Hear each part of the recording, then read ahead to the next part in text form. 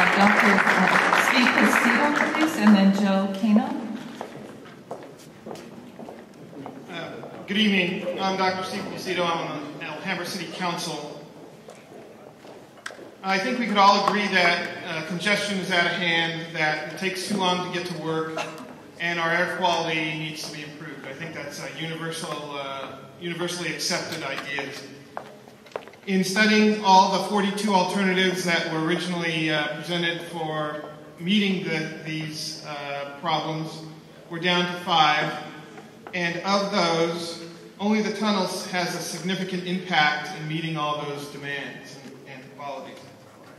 In 2009, the city of South Pasadena's mayor and myself and our state senator stood shoulder to shoulder to propose to take the surface route freeway off the table, and we all supported a tunnel and close the gap and complete this freeway and bring our freeway system, consider our freeway system completed for the region.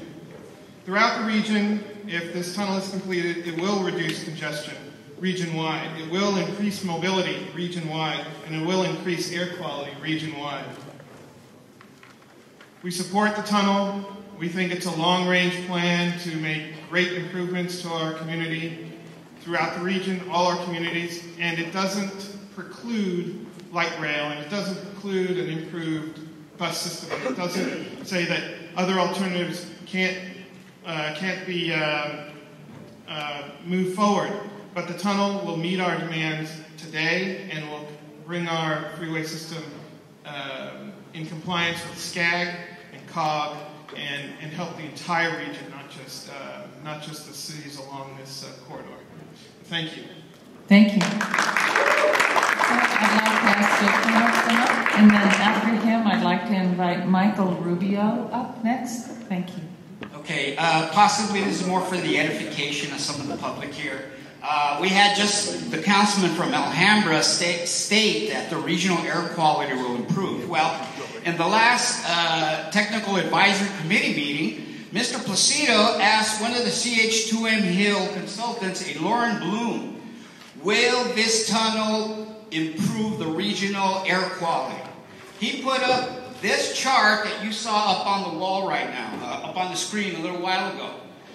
The response to Mr. Placido was very little, if any, but we're still getting this consultant-driven disinformation campaign coming out of the city of Alhambra because they have a vested interest in this tunnel. I'm wondering if there's financial interest from some of these people. Messina and Placido, I question your honesty.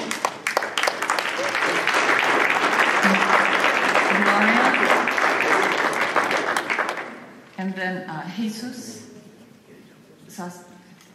Gloria, Valladolid. Thank you, Gloria. And I live in Alhambra. Alhambra, yes, I am opposed to the tunnel. The people in Alhambra who are in favor of the tunnel are my council, my city council. And they come here and they usually speak about 3 topics: air, traffic, and Measure R.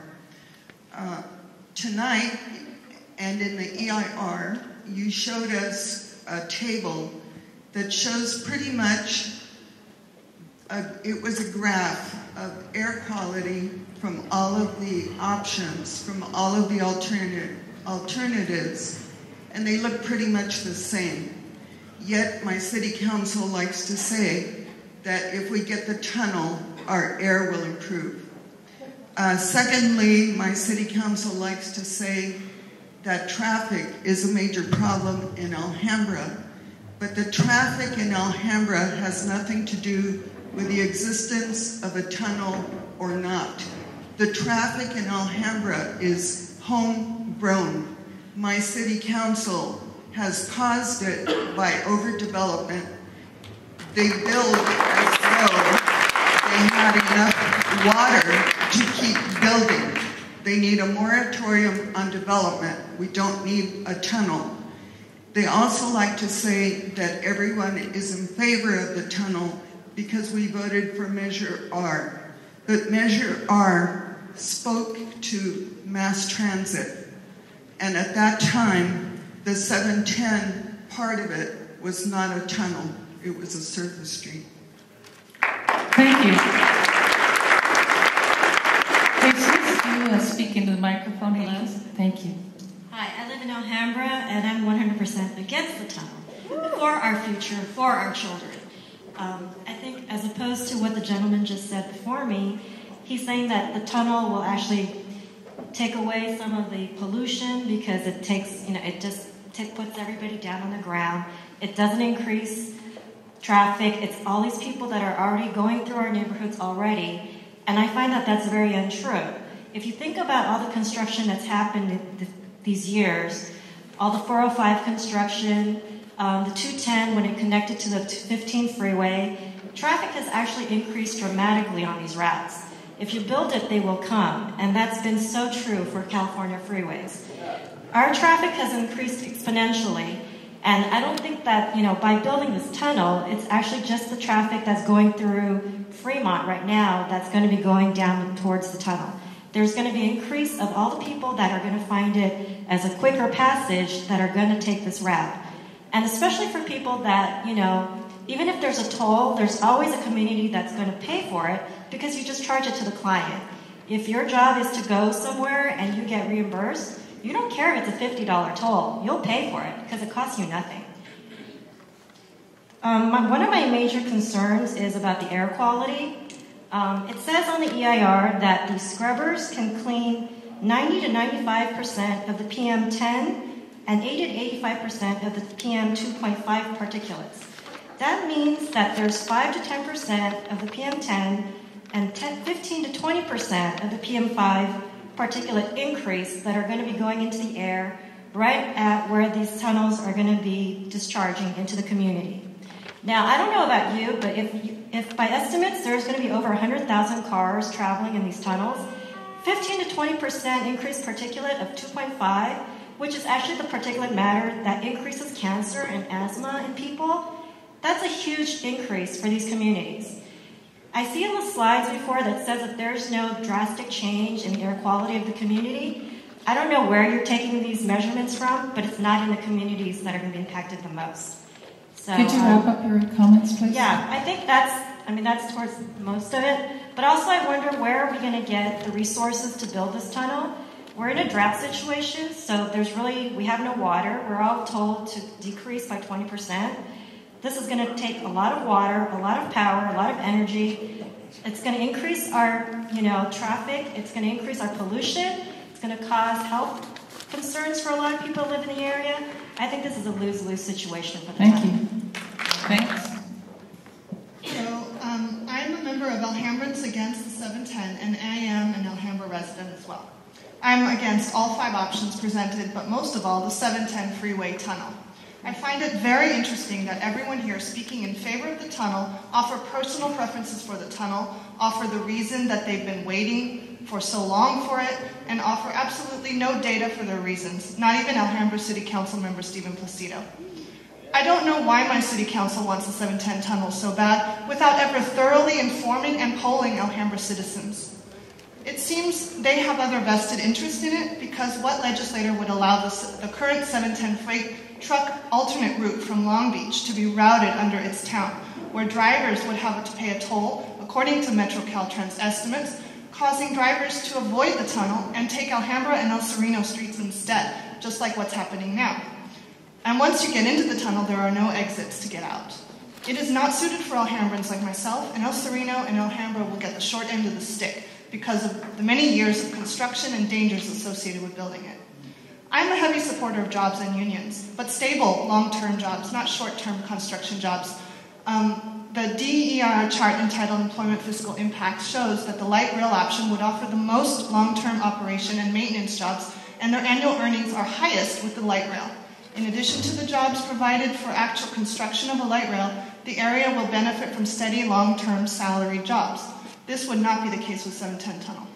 Alhambra City Council members mislead the public when they say the tunnel would produce virgin air, or that any claim is made that scrubbers would scrub clean any polluted air.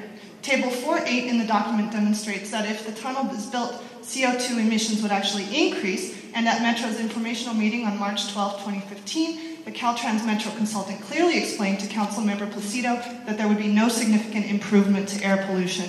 Scrubbers in the El Sereno and Pasadena stacks would not be able to clean out the cancer-causing fine particulate matter, which is found in diesel fuel, and that polluted air will be concentrated right over this area. Alhambrans are under the impression, no doubt, from the banners paid for by the 710 lobby, supported by our city council all this time, even before the environmental impact report came out, that building a tunnel would somehow reduce traffic in Alhambra.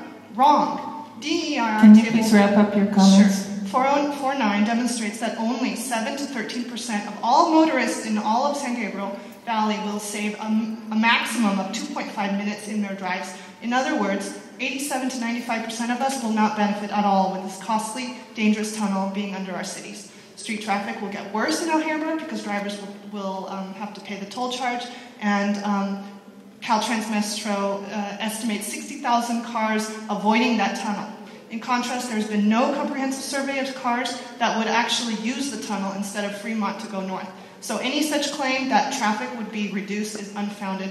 Therefore, I am against the 710 freeway tunnel for the above reasons and for more sensible solutions. Chang? Yes, that's fine. My name is Chusen Chang. I live in Alhambra, and I just would like to say that I am opposed to the